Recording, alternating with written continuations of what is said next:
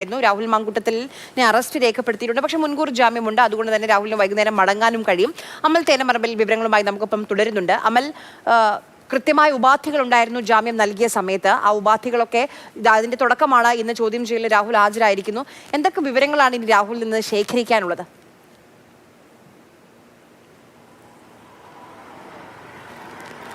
Peroorkada police സ്റ്റേഷനിലുള്ള രാഹുലിനെ ഇപ്പോൾ ചോദ്യം ചെയ്യുന്നില്ല. അധികം വൈകാതെ നേരത്തെ പറഞ്ഞ അഗസ്ത്യ ഗസ്റ്റ് ഹൗസ് എന്ന് പറഞ്ഞ രാഹുൽ ഹാജരായ സ്ഥലമുണ്ട്, അവിടേക്ക് കൊണ്ടുപോകും. അവിടെയാണ് AG ജി പൂക്കുഴി അടക്കമുള്ള ആളുകളുള്ളത്. അവരുടെ നേതൃത്വത്തിലാകും ചോദ്യം ചെയ്യൽ. അതിനുശേഷം നികുഞ്ചം ഫ്ളാറ്റ്, ഇവിടെ തൃക്കണ്ണാപുരത്തുള്ള ഫ്ളാറ്റുണ്ട്. ആ ഫ്ളാറ്റിൽ വെച്ച് ലൈംഗികാതിക്രമം നടന്നു എന്നുള്ളതാണ് പരാതിയിൽ പറയുന്നത്. അപ്പോൾ സ്വാഭാവികമായും അവിടേക്കും പോകേണ്ടി വരും.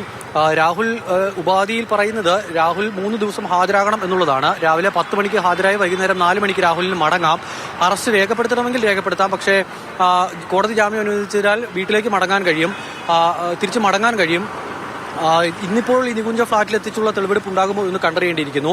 ഈ ഹാജരാകുന്ന സമയം രാവിലെ 10 മുതൽ 4 വരെയുള്ള സമയം കസ്റ്റഡി കാലാവധിയായി കണക്കാക്കാം എന്നുള്ളതാണ് കോടതി പറഞ്ഞിരിക്കുന്നത്. അതിനാൽ തന്നെ തെളിവെടുപ്പുകൾ അടക്കമുള്ള കാര്യങ്ങളുമായി മുന്നോട്ട് പോകുന്നതിന് പ്രയാസമുണ്ടാകില്ല.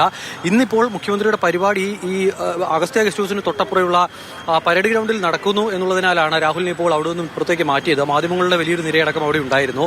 അവിടെയുള്ള ബുദ്ധിമുട്ടുകൾ ഒഴിവാക്കാനാണ് ഈ പേരൂർക്കടയിലെ പോലീസ് സ്റ്റേഷനിലേക്ക് മാറ്റിയത്. ഇനിയിപ്പോൾ വൈദ്യപരിശോധന ഉണ്ടാകും. വൈദ്യപരിശോധന തൊട്ടപ്പുറം തന്നെയാണ് ആശുപത്രി ഉള്ളത്, പേരൂർക്കട ആശുപത്രി. അവിടേക്ക് എത്തിച്ചായിരിക്കും ഒരുപക്ഷെ വൈദ്യപരിശോധന. അതിനുശേഷമാകും പിന്നീട് ഗസ്റ്റ് ഹൗസിലേക്ക് കൊണ്ടുപോകുക എന്നുള്ളതാണ് നമ്മൾ മനസ്സിലാക്കുന്നത്. രാഹുലിനെ സംബന്ധിച്ചിടത്തോളം ഈ ഒന്നാമത്തെ കേസിൽ നിരവധി കാര്യങ്ങൾ, പുറത്തു വന്ന നിരവധി കാര്യങ്ങളുണ്ട്. ആ കാര്യങ്ങളിലെല്ലാം പോലീസിന് മുന്നിൽ വ്യക്തത വരുത്തേണ്ടി വരും. ചാറ്റുകളടക്കം, ഓഡിയോ സന്ദേശങ്ങളടക്കമുള്ള കാര്യങ്ങളുണ്ട്. അപ്പോൾ വിശദമായി തന്നെ പോലീസിന് ചോദിച്ചറിയാനുള്ള ഒരുപാട് കാര്യങ്ങളുണ്ട്. 3 ദിവസവും തുടർച്ചയായുള്ള ചോദ്യം ചെയ്യൽ ഉണ്ടാകും എന്നുള്ളതാണ് മനസ്സിലാക്കാൻ കഴിയുന്നത്. ആര്യ, ശരി.